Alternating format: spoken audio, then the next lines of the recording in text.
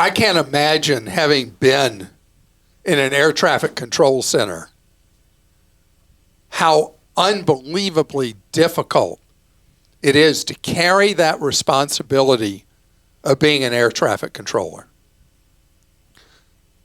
Incredibly difficult job. And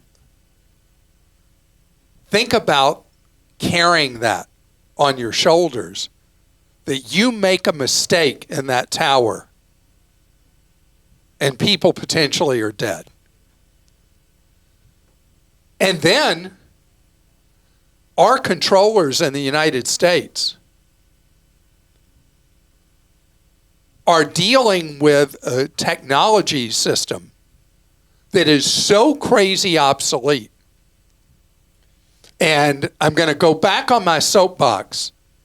I've been on for decades about what we need to do about this in a second. But right now you need to know the problems going on in the Northeast airspace are the tip of the iceberg.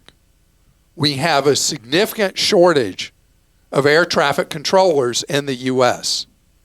The system is creaky. There aren't enough controllers trained to work in the busy towers. And something's got to give. And it can't be safety. So it means delays for you and me, cancellations for you and me. And what's funny is I have a flight coming up in 2 weeks where I'm flying into Newark. Newark obviously has been a mess. So far, the airline I'm booked on is not offering a waiver where I can rebook in the LaGuardia or Kennedy that are not having the degree of difficulty that Newark is, because the airspace is treated as a separate one controlled out of Philadelphia.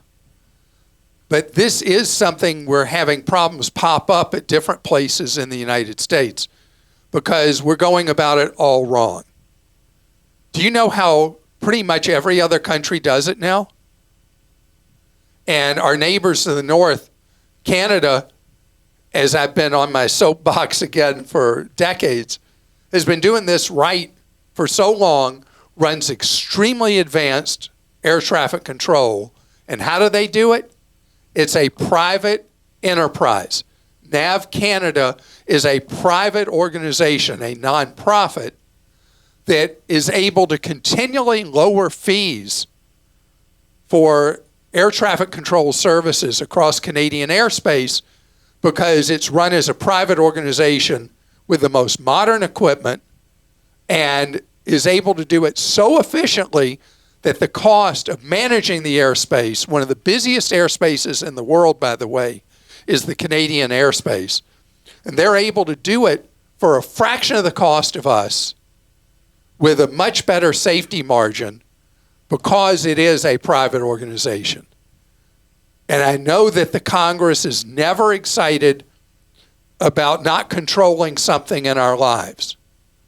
But the long-term fix to this involves privatizing air traffic control. For you and me flying this summer, I need for you to follow my playbook. When I'm flying, I fly almost every week. And when I'm flying, I use FlightAware. There are other apps as well. I also use Flight Radar 24. But FlightAware gives you the ability to not rely on the airline telling you what's going on with your flight.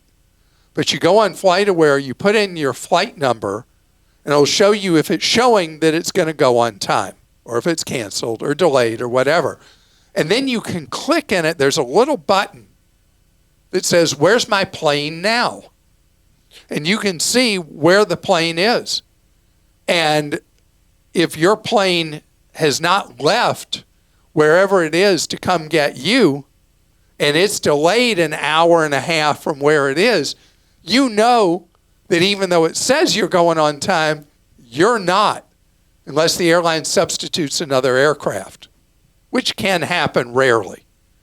But I'm always tracking, because then I can contact the airline really early and say, hey, I see that there's a potential long delay with my flight. Can I be rebooked on flight number whatever? I'm proactive every flight, because I know, particularly with summer thunderstorms, that flight schedules get disrupted. Now we have this UFO problem, not UFOs, but all the problems that are now encroaching on reliability from the air traffic control issues. And know that there are going to be a lot of schedule changes as a result of the ATC issues, where flights you're booked on may not happen. They may be pulled out of the schedule, and you don't know, particularly if you book through a third-party website. So you want to check your flights way before the day you're going, just to make sure the flight you're on is still going as you originally bought and booked, especially if your booking has happened more than 6 weeks out before what you're going to travel on.